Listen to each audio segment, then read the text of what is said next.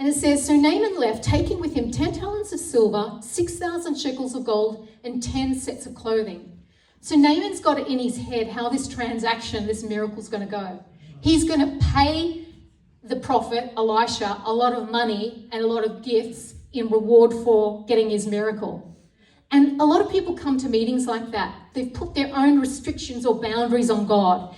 If the minister has a word of knowledge, if I see this or that happen, or, if I don't like this or they put their own restrictions on God about how it's going to happen. Or they think, I'm going to do this, I'm only going to do, come up the front if, or I don't want to be prayed for in front of people. They're putting restrictions on how God would flow rather than just humbly coming and queuing with other people for prayer. And so Naaman's got in his head how he wants this transaction to go. So Naaman went to the house with his horses and chariots and stopped at the door of Elisha's house. Elisha sent a messenger to say to him, go wash yourself 7 times in the Jordan, and your flesh will be restored, and you will be cleansed. So here's the great Naaman.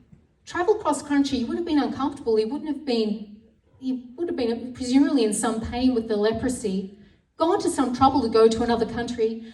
And Elisha, the great prophet, doesn't even come out to greet this mighty man from the neighbouring country.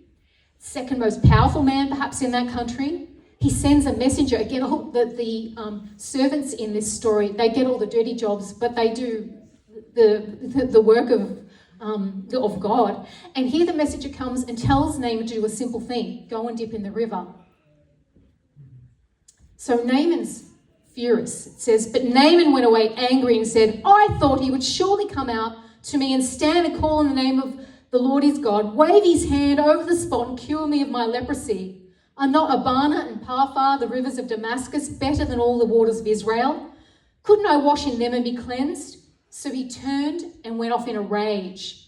So he's furious that he's been dishonoured because the man doesn't even come out himself. He doesn't want to do the simple little thing of dipping in a dirty little muddy Israeli river. He's saying, why can't I go on about our big fancy rivers? So he's furious. So he walks away in anger and he's not going to do what Elisha has told him to do. Dip 7 times, a simple thing. And so, you can say, well, sometimes people's strengths can, in certain circumstances, then be their weaknesses. And I'd say this is for Naaman. He's so used to being courageous and doing big things and brave things that to do a humble thing is beneath him, and he doesn't want to do it.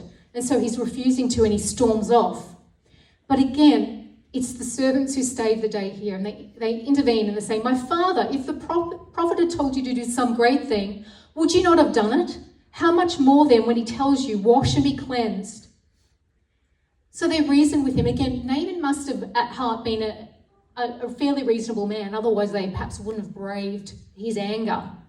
And they calm him down and say, why don't you just do what he said? So Naaman repents. He changes. He's going one way. He wasn't going to do what Elisha said. Calms down and he goes. So he went down and dipped himself in the Jordan 7 times, as the man of God had told him, and his flesh was restored and became clean like that of a young boy. There's a lot of keys here